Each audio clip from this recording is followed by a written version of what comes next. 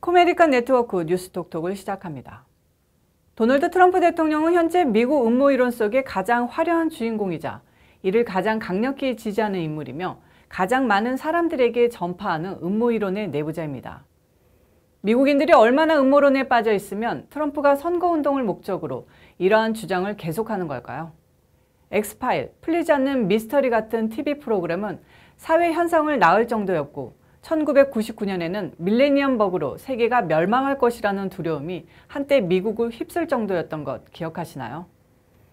독일의 알렌스바흐 연구소가 최근 미국인을 상대로 실시한 여론조사에 의하면 32%는 음모이론이 아무런 가치가 없다고 답했고 22%는 공식적인 발표 외에 드러나지 않은 진실이 늘상 존재하기에 음모이론은 언제나 옳다고 답했습니다. 선거에 도움이 되려면 음모론을 믿지 않는 사람들 편에 서는 것이 유리한데 정반대 행보를 벌이는 진짜 이유는 무엇일까요? 일각에서는 트럼프가 젊은 유권자 계층에 어필하기 위해 고의로 음모론에 천착한다고 주장합니다.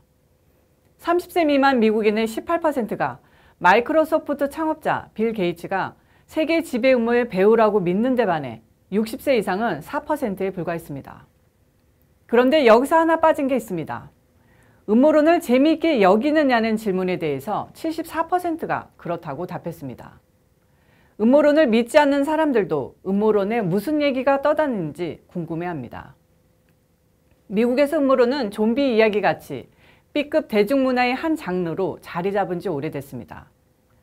트럼프가 팔로워 8,700만 명에게 옮기는 음모이론을 심각하게 받아들일 사람은 많지 않습니다. 트럼프는 음모이론을 팔로우함으로써 나도 B급 정서를 지닌 똑같은 사람이라고 신호를 보내는 것입니다.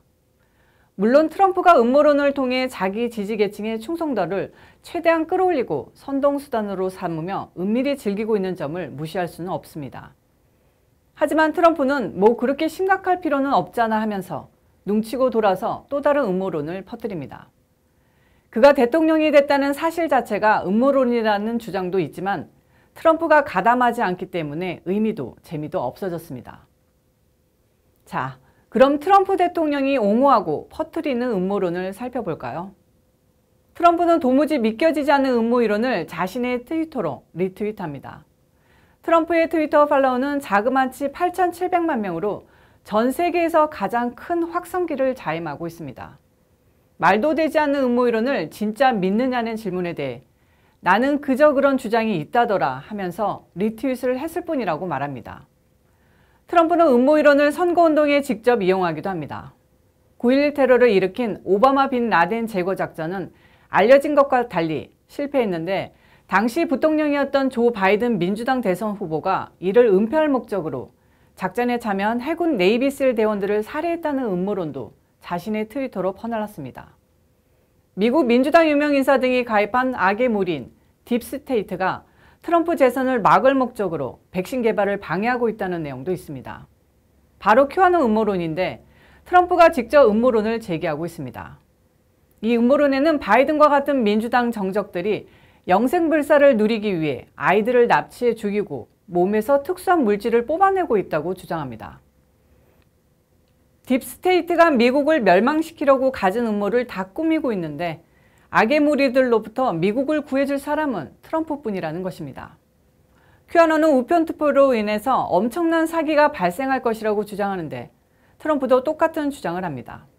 트럼프는 심지어 큐아논 계정 팔로워들이 애국자라고 칭찬했습니다. 트럼프는 바이든이 다크 섀도우라는 또 다른 암흑단체를 이끌고 있다고 주장했습니다. 그는 심지어 연방질병예방통제센터 CDC가 코로나 바이러스 사망자 숫자를 조작했다는 주장까지 내놓았습니다. 트럼프는 큐아논의 주장에 따라 말라리아 치료제 하이드록시클로로킨이 코로나에 특효가 있지만 FDA와 CDC가 사망자 숫자를 늘리기 위해 사용 승인을 거부하고 있다는 주장을 계속하고 있습니다. 트럼프는 예전부터 음모론을 매우 즐겼던 인물이며 이를 주도하기도 했습니다. 버락 오바마 전 대통령이 미국 하와이 태생이 아니라 아프리카 케냐 태생이라고 가장 크게 주장했던 인물이 트럼프였습니다. 트럼프의 출생증명서가 조작된 것이라고 주장했는데 오바마는 워낙 많은 의심이 쏟아져 자신의 출생증명서를 공개해야만 했습니다. 오바마가 테러 단체 IS를 지원하고 있다는 주장은 여러 형태로 변주되며 지금도 반복되고 있습니다. 2016년 공화당 대선 예비 경선 후보였던 테드 크루즈 연방상원의원의 아버지가 존 F 케네디 전 대통령 암살에 관여했다는 주장은 도무지 맥락을 찾을 수 없습니다. 백신 접종이 자폐아를 양산한다는 주장은 빠지지 않는 단골 메뉴입니다.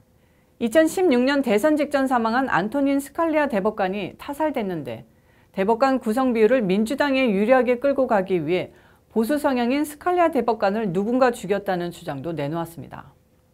트럼프 대통령은 사업가기도 했지만 프로 레슬링 프로그램에 게스트로 출연하고 어프렌티스 등과 같은 리얼리티 프로를 통해 소위 말해 대박을 터뜨린 연예인이기도 했습니다. 그런 그가 대통령에 출마했을 때 진지하게 받아들였던 미국민들은 말 그대로 하나도 없었던 것이 불과 5년 전 일입니다. 하지만 그를 대통령으로 선택한 것도 결국 미국 국민들이었습니다. 겪어보니 트럼프 대통령만한 정치인이 없다는 국민들 역시 미국민들의 절반입니다. 여론조사대로라면 바이든 후보의 우세가 점쳐지지만 일반적인 상식으로는 이해할 수 없는 트럼프 대통령의 B급 감성과 그 감성에 동조하는 보통 미국민들의 기세가 결집한다면 정말 예측 불가의 승부가 펼쳐질지도 모르겠습니다. 뉴스톡톡을 마치겠습니다.